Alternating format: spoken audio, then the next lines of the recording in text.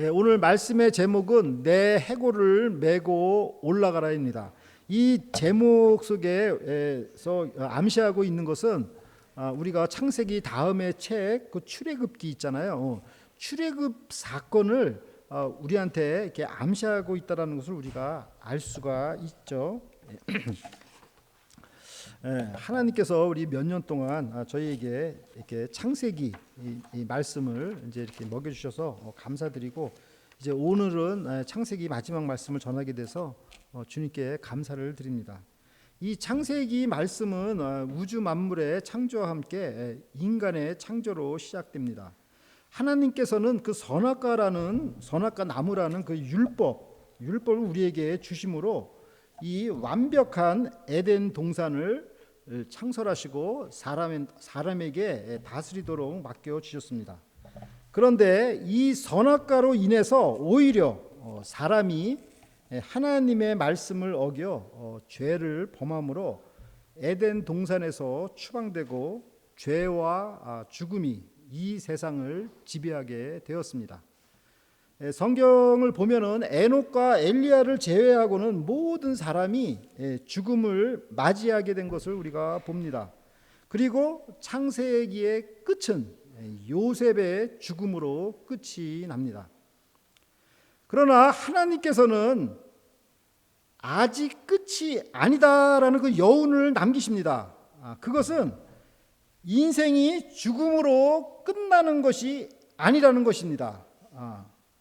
우리는 죽음이 지배하고 있는 이 세상에서 살고 있지만 주님은 아직 이것이 끝이 아니다라고 지금 우리한테 말씀을 하십니다. 그것은 무엇이죠? 주님께서 우리에게 주시는 약속은 죽음이 지배하는 이 세상에서 우리를 이끌어 내시겠다 하는 것이 주님의 약속입니다. 그것이 바로 출애굽입니다. 그러니까 번영과 죄와 죽음으로 이 상징되는 이 애굽에서 우리를 인도하여 내시는 것이 바로 하나님의 약속이요 미션입니다. 우리 성도님들이 이 하나님의 그 비전에 동참하셔서 정말 죄와 죽음의 이 세상 속에서 이 하나님의 약속을 붙들고 요셉처럼 뚜벅뚜벅 걸어 나가시는 우리 성도 여러분들이 되시기를 기도합니다. 요셉은 죽음 앞에서 두려워하지도 않았습니다. 다만 하나님의 약속을 자손들에게 붙들라고 그것을 전한 것입니다. 창세기 50장 22절을 보십시오. 요셉이 그 아비의 가족과 함께 애굽에 거하여 110세를 살며, 고대 애굽 사람들의 그 평균 수명은 40세 내지 50세였다고 합니다. 그래서 애굽에서 110세를 살았다는 것은 아주 가장 그 퍼펙트한 삶을 살았다는 것을 나타나는 것입니다. 자, 그러므로 우리 성도님들도, 우리 노장로님께서 제일 연세가 지금 많으신 것 같은데 지금 이제 우리 88세이신데 저는 정말 기도하기를 110세까지 사시도록 기도하고 있습니다. 우리 노건사님도 110세까지 사시도록. 그러니까 목사님 왜 그런 말씀하세요? 진짜 하루하루 교회 나오시는 것도 힘들어 죽겠는데 무슨 그냥 그런 말씀하셔야 그러는데, 이게 110세라고 성경에 써 있습니다. 요새 110세 살았습니다. 그래서 저도 우리 집사람이 항상 저한테 그래요. 당신이 죽은 다음에 3일 후에 본인이 죽겠다고 하더라고요. 그래서 그거는 맘대로 하라고. 근데 나는 저도 이제 130세 살려고 했다가 이 말씀을 내가 듣고 110세로 저 줄였습니다. 그래서 저도 이제 앞으로 110세만 살고 죽기를 기도합니다. 더 이상 살고 싶지도 않고. 아무튼 자 110세. 우리 성도님들 모두 다 110세를 사시도록 기도하고 지금부터 열심히 운동하시고 준비하시길 바랍니다. 그러면 요셉이 이게 110세를 살았다는 것은 하나님의 축복으로 정말 이게 장수했구나라는 것을 우리가 알 수가 있습니다. 그러니까 요셉이 그 30세에 애굽의 그 국무총리가 돼가지고 그 80년을 그냥 애굽을 다스린 겁니다. 80년 엄청난 긴 세월이죠. 그냥 그 80년을 그냥 태평성대한 삶을 살고 이 세상을 떠나게 된 것입니다. 여러분도 이러한 삶을 사시기를 바랍니다. 예. 나는 우리 박강호 우리 집사님, 지금 계속 진급하시면서 계속 이렇게 올라가시잖아요. 그냥 80년을 그냥 쭉 그냥 태평성대한 삶을 사시기를 바랍니다.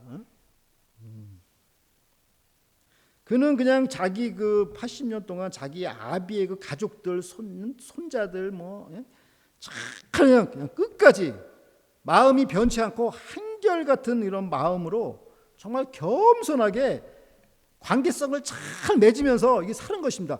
원래 그 야곱의 12아들 그 가정 내부를 살펴보면 얼마나 문제가 심각합니까? 그냥 그 갈등, 형제들 간의 그냥 갈등, 미기, 시험이 얼마나 많아요. 근데 요셉을 통해서 그냥 가정이 평화롭게 되지 않았습니까? 창세기 우리 50장 23절을 보십시오. 에브라임의 자손 3대를 보았으며 므낫세의 아들 마길의 아들들도 요셉의 스라에서 양육되었더라. 이렇게 돼 있죠. 그러니까 이거 뭐 3대까지 이제 요셉이 이렇게 살았다는 걸 보면 얼마나 요셉이 정말 풍요로운 정말 영육간의 풍요로운 삶을 살았나 우리한테 보여주는 거죠. 그리고 저기서 그 마길이라는 사람이 나오잖아요. son of 므낫세의 아들 마길을 요셉의 스라에서 양육되었다라고 이렇게 기록되어 있는데 저게 원어는 뭐냐면 입양하였다, 아들로 입양하였다 그 뜻입니다. 그러니까는 이 마길이라는 사람이 대단한 사람이었다라는 것을 우리가 이제 짐작할 수가 있는 거죠.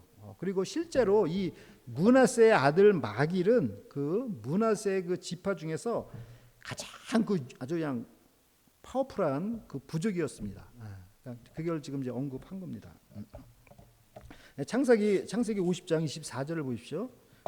요셉이 그 형제에게 이르되 나는 죽으나 하나님이 너희를 권고하시고 너희를 이 땅에서 인도하여 내사 아브라함과 이삭과 야곱에게 맹세하신 땅에 이르게 하시리라 하고 그래서 요셉이 자기가 이제 그 임종할 때 본인이 정말 하나님의 그 언약의 성취를 못 보고 죽는다는 얘기예요. 그죠? 자기는 이제 못 보고 지금 죽지만은 때가 되면 하나님의 언약이 반드시 이루어질 것을 이렇게 믿고 이렇게 말을 한 것입니다.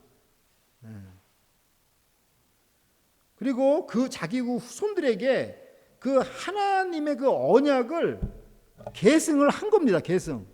자기만 믿고 그냥 사라져간 게 아니라 그 언약을 그대로 이게 너무 중요한 거니까 너희들도 이걸 믿어라라고 이렇게 계승을 한 겁니다. 자, 여기서 이제 우리가 주목할 것은 요셉은 그 아까도 제가 잠깐 언급했지만 죽음 앞에서 어떤 뭐 두려운 표정을 나타내지 않고 오히려 그 하나님의 그 정말 그 약속을 기억했다는 것입니다. 그는 죽음이 끝이 아니라 것을 확신하고 자신의 그 죽음을 맞이한 것입니다. 애굽의 그 태평성대한 그 세월 아무리 번영이 좋아도 애굽 땅이 아무리 행복하고 좋아도 그게 가나안 땅이 될 수는 없습니다. 하나님의 백성들의 기업은 따로 있는 것입니다. 그것은 애굽이 아니라 바로 가나안 땅이었습니다. 그러니까 우리가 정말 애굽 같은 세상 막 이렇게 하잖아요. 근데 이 세상이 정말 아무리 살기 좋아도 이게 우리 하나님께서 우리한테 주신 기업이다 이렇게 착각해서는 안 되는 거죠. 우리의 기업은 하나님께서 주신 우리의 기업은 바로 그 하나님의 나라 그게 바로 하나님께서 우리한테 주시는 기업이죠. 그러니까 그거는 뭐 우리가 보지는 못했지만 우리가 상상할 수는 있죠. 그게 얼마나 대단한 것일까를 우리가 상상할 수 있는 거죠. 요한복음 11장 25절과 26절을 읽어드리겠습니다. 예수께서 가라사대 나는 부활이요 생명이니 나를 믿는 자는 죽어도 살겠고 무릇 살아서 나를 믿는 자는 영원히 죽지 아니하리니 이것을 내가 믿느냐. 그러니까 우리 믿는 사람들은 정말 이 세상 사람들하고 완전히 차원이 다른 삶을 사는 것을 지금 말씀하는 거잖아요. 그죠? 이 세상 사람들은 죽으면 죽는 것으로 끝나는 거지만 우리는 죽어도 사는 자들이라는 거예요. 죽어도 사는 자들, 영생 불멸한 그런 존재들이라는 거죠. 그래서 요셉은 그 죽음 앞에서도 그냥 두려워하지 않고 그 죽음을 준비하였습니다. 창세기 50장 25절을 보십시오. 요셉이 또 이스라엘 자손에게 맹세시켜 이르기를 하나님이 정녕 너희를 권고하시리니 너희는 여기서 내 해골을 메고 올라가겠다 하라 하였더라. 여기서 이 해골은 미이라죠. 미이라로 만든 그 유해입니다. 이는 후에 그 가나안 땅 세겜 땅에 안장이 되었습니다. 여호수아서 24장 32절 말씀을 보겠습니다. 이스라엘 자손이 애굽에서 이끌어낸 요셉의 뼈를 세겜에 장사하였으니 이곳은 야곱이 세겜의 아비 하몰의 자손에게 금 100개를 주고 산 땅이라. 그것이 요셉 자손의 기업이 되었더라. 그래서 야곱이 자신의 그 유고를 가나안 땅에 이렇게 묻게 해달라고 그랬고, 또 이제 요셉, 그 아들 요셉도 자신의 그 유고를 가나안 땅으로 지금 가지고 가라고 맹세까지 시켰습니다. 그러니까 야곱보다 더 세게. 이런 것을 보면은 이들의 정말 영원한 안식처가 어디인가를 우리에게 가르쳐주고 있는 것입니다. 바로 그 가나안 땅을 지금 얘기하고 있는 것입니다. 이 가나안 땅이야말로 우리 성도님들의 영원한 안식처입니다. 바로 이 가나안 땅은 바로 영원한 하나님의 나라입니다. 그래서 우리 최근에 소천하신 우리 황치길 장로님도 참 우리가 참 마음이 아프지만은 이 영원한 그 안식처로 가셨습니다. 우리가 정말 그것을 생각하면 우리가 참 이제 마음이 놓이죠. 구약의 성도님들은 이 가나안의 축복을 바라보며 소망을 잃지 않고 산 것처럼 오늘날 우리 성도님들도 먼저 그의 나라, 그 하나님의 나라를 갈망하며 살아야 합니다. 창세기 50장 26절을 보십시오. 요셉이 110세의 죽음에 그들이 그의 몸에 향재료를 넣고 애굽에서 입관하였더라. 그러니까 요셉의 몸도 야곱처럼 똑같이 미이라로 만들었습니다. 그리고 이 요셉의 이 미이라를 무화과 나무로 만든 관에 입관을 시켰습니다. 그리고 330년을 애굽에서 기다리다가 가나안 땅 세겜에 안치가 되었습니다. 자, 창세기의 결말은 무엇입니까? 이스라엘 집안의 모든 문제들이 다 이제 그 해결되고, 그 전에는 자식들 편애하는 거, 시기, 미움 많이 있었잖아요. 근데 그게 지금 다 그냥 그 요셉을 통해서 그냥 다 이제 해결이 되잖아요. 그리고 그 정말 그 80년간의 그 태평성대를 누리는 거 아닙니까? 그 다복하고 평화로운 만년의 그 기사로 끝나고 요셉의 정말 죽음으로 이렇게 끝이 납니다. 요셉은 모든 것을 하나님의 그 섭리와 또 하나님의 그 인도하심을 바라보며 언제나 감사하는 삶을 살았습니다. 자, 이것으로 창세기 말씀이 다 끝났어요. 그런데 여기서 뭔가 하나 한 가지 여운이 남겨집니다. 여운.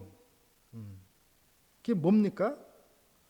바로 요셉이 자손들에게 맹세시킨 말씀입니다. 내 해골을 메고 애굽을 떠나 가나안으로 가라는 그의 유언입니다. 그러므로 이 창세기 말씀은 아직 다 끝난 게 아니라 또 다른 어떤 어마어마한 사건이 정말 기다리고 있다는 것을 이렇게 암시하고 있는 것입니다. 바로 그것이 출애굽 사건입니다. 출애굽. 이것은 이 출애굽 사건은 오래전부터 하나님께서 아브라함과 이삭, 야곱 그리고 마지막 그 요셉을 통해서 계속해서 약속하신 말씀입니다. 하나님께서는 그 출애굽이라는 그 놀라운 구속의 그 역사를 계획하고 계십니다. 우리가 오늘 그 창세기 말씀을 통해서 우리가 세 가지 키워드로 정리해 보겠습니다. 2로 이니셜 2로 시작한 것입니다. 첫 번째 에덴, 낙원, 창조. 두 번째 에집트, 애굽, 세상. 세 번째 엑소도스, 탈출, 귀환. 첫 번째 에덴, 낙원, 창조입니다. 창세기 말씀을 보면은 시작에 그 하나님께서 모든 만물과 인간을 창조하시고 에덴 동산을 다스리게 하셨습니다마는 인간은 그 사탄의 유혹에 빠져서 죄를 짓게 되었습니다. 따라서 이 세상에 죄와 질병과 죽음이 들어오게 되었습니다. 그래서 인간은 에덴 동산 동쪽 문에서 이렇게 추방이 됐습니다. 그 동쪽 문은 차단이 되었습니다. 막히신 거죠 지금. 그러나 이 에덴 동산의 동쪽 문은 언젠가는 다시 열릴 것입니다. 창세기 3장 15절에 보면 여자의 후손 그리스도가 오셔서 원수 사탄의 머리를 깨뜨려서 이 동쪽 문은 다시 열릴 것입니다. 이것이 인간이 갖고 있는 마지막 남은 희망입니다. 하나님께서 그 약속을 반드시 이루실 것입니다. 두 번째 에집트, 애굽 세상입니다. 애굽의 그 고센 땅은 그 이스라엘 자손들이 큰 민족을 이루고 믿음의 공동체를 세우는 역할을 담당했습니다. 요셉은 이곳에서 80년 동안 국무총리로 일하면서 이들을 잘 보살피면서 말년을 평화롭게 살며 임종을 맞이했습니다. 이 죽음으로 모든 것이 끝이 난 것처럼 보이지만 여운을 남겼습니다. 그것은 자신의 해골은 반드시 애굽에서 옮겨 가나안 땅에 묻으라는 것입니다. 그것은 애굽 땅이 나빠서라기보다는 하나님께서 주신 기업이 아니기 때문입니다. 아무리 좋아도 하나님께서 주신 건 이 애굽이 아니라 가나안이잖아요. 애굽은 우리가 살고 있는 이 세상을 상징합니다. 애굽 세상은 정말 프로퍼러스 번영은 있지만 죄와 죽음이 있는 곳입니다. 세 번째 엑소도스, 탈출 귀환입니다. 하나님의 계획은 그의 백성들이 애굽에서 탈출하여 가나안 땅으로 귀환하는 것입니다. 죄와 죽음에서 벗어나서 본래의 에덴으로 우리를 인도하시는 것입니다. 하나님께서는 이 일을 위해서 아브라함을 부르셨습니다. 만약에 하나님께서 창세기 12장에 아브라함을 부르시지 않았으면은 그냥 인간은 거기서 끝입니다. 볼 것도 없습니다. 근데 하나님께서 창세기 12장 1, 2, 3절을 보면은 내가 너로 위대한 나라를 만들겠다 이렇게 약속을 하신 거예요. 근데 그 great nation 그게 바로 뭡니까? 바로 하나님의 나라 내가 건설하겠다. 너를 통해서 내가 건설하겠다 이 약속을 하신 거예요. 이것이 하나님의 포부이며 계획이며 약속이며 진심이며 하나님의 꿈이었습니다. 그러므로 아브라함 때부터 하나님 나라의 건설은 시작된 것입니다. 하나님의 나라는 침노하는 자의 것입니다. 지금도 하나님의 나라는 그의 백성들에게 침노를 당하고 있습니다. 그렇습니다. 예수님께서는 유월절 어린 양이 되셔서 우리를 죄와 죽음으로부터 출애굽을 시켜서 지금도 우리를 하나님의 나라로 인도하고 계십니다. 사랑하는 라크로스 새소망교회 성도 여러분, 요셉의 죽음으로 창세기의 말씀은 막을 내리지만 그의 유언은 그의 요셉의 해골을 메고 가나안으로 들어가라는 것입니다. 바로 출애굽입니다. 죄와 죽음으로 상징되는 애국 같은 세상에서 탈출하여 영원한 생명이 있는 가나안 땅으로 들어가는 것, 이것이 바로 하나님의 약속이며 창세기 말씀의 전체의 주제입니다. 죄와 죽음에서 탈출하는 일은 예수 그리스도를 통해서 지금도 계속되고 있습니다. 예수 그리스도의 십자가의 은혜로 오늘도 죄와 죽음에서 출애굽하시는 우리 성도 여러분들이 되시기를 간절히 기도드립니다. 아멘. 다 함께 기도드리겠습니다. 하나님 아버지, 인간의 수많은 허물에도 불구하고 굳세게 하나님의 약속을 이루어 나가심을 감사를 드립니다.